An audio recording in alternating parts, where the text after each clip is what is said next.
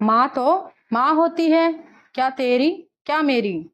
सुबह सुबह अनिल को फोन आया। वह फोन पर सिर्फ हाँ और हूँ कर रहा था। मेघा ने अनिल से पूछा, किसका फोन है? अनिल उसे बिना कुछ बताए जल्दी घर से निकल गया। तो इस पर मेघा को बहुत गुस्सा आया और वह गुस्से में अनिल की प्रतीक्षा करने लगी। अनिल जब घर आया तो मेघा ने देखा कि उसके हाथ में कपड़ों का बैग है। जैसे ही मेघा ने यह देखा तो उस पर भड़क उठी। अरे, तुम अपनी माँ को फिर से यहाँ ले आए? बंटवारे के समय यह तय हुआ था ना कि वह हर बेटे के घर सिर्फ 3 महीने रहेगी। पिछले महीने ही तो तुम्हारी माँ यहाँ से गई थी और तुम उन्हें फिर से यहाँ ले आए। तुमने सबका बोझ उठाने का ठेका ले रखा है क्या? क्या निर्धारित समय तक तुम्हारे भाई तुम्हारी माँ को संभाल भी नहीं सकते? तुम किसी से कुछ कहते नहीं हो, इसलिए सब तुम्हारा फायदा उठाते हैं। एक तो घर का खर्चा कितना है, बच्चों की पढ़ाई में भी कितना खर्च होता है, और उस पर तुम्हारी माँ की दवाइयों का खर्च। कम से कम इन्हें तो यहाँ आने से पहले ये सब सोचना चाहिए था कि पिछले महीने ही यहाँ से गई है।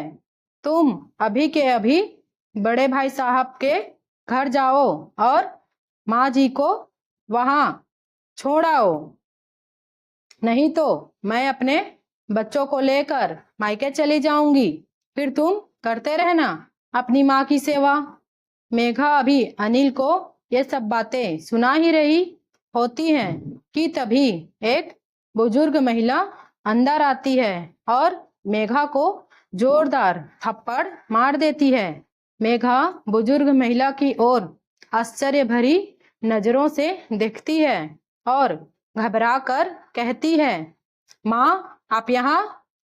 तो वह बूढ़ी महिला रोते हुए कहती है, हाँ मैं। तुम्हारे भाई और भाभी ने मुझे घर से निकाल दिया। मुझे कुछ समझ नहीं आ रहा था तो मैंने अनिल को फोन किया और ये तुरंत मुझे लेने आ गया।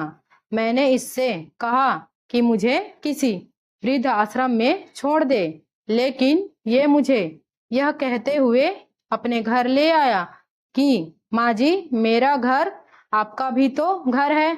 आप सिर्फ मेघा की नहीं, मेरी भी माँ हो, और तुम इसकी माँ के लिए ऐसे विचार रखती हो। मुझे तो तुम्हें अपनी बेटी कहते हुए भी शर्म आ रही है। मैंने तो तुम्हें ये सब नहीं सिखाया, तुम्हें ऐसे संस्कार नहीं दिए थे, फिर तुम ऐसी कैसे हो गई? मेरी एक बात हमेशा याद रखना, तुम भी कभी सास बनोगी। जब तुम्हारी बहू तुम्हारे साथ ऐसा व्यवहार करेगी तो उस वक्त तुम्हें इस बात का एहसास होगा कि तुमने भी अपनी सास के साथ कितना बुरा व्यवहार किया था। और उस वक्त अपने बेटे को ना कोसना, क्योंकि तुमने तो अपने कर्मों की सजा भुगत रही होगी। और यह बात मैं तुम्हें इसलिए बता रही हूँ कि जो जैसा बीज बोता है उसे वैसा ही फल मिलता है। फिर वो अनिल से कहती है, बेटा तुम मुझे अपनी माँ समझकर यहाँ ले आए थे, लेकिन मैं ऐसे घर में नहीं रह सकती जहाँ बुजुर्गों का सम्मान ना हो। तुम मुझे वृद्धाश्रम में छोड़ दो, मैं अब हमेशा वही रहूंगी। मेघा अपनी माँ से बहुत माफी मांगती है और गिड़गिड़ाने लगती है, लेकिन उसकी माँ उसका घर छोड़कर चली जाती है और मेघा को अपने किए पर बहुत पछतावा है और उसे जीवन भर की सीख मिल जाती है। इसलिए कहते हैं, माँ तो माँ होती है, क्या तेरी क्या मेरी। आशा करती हूँ आपको ये छोटी सी कहानी पसंद आई होगी। इस पर आपकी क्या राय है हमें कमेंट में जरूर बताइए।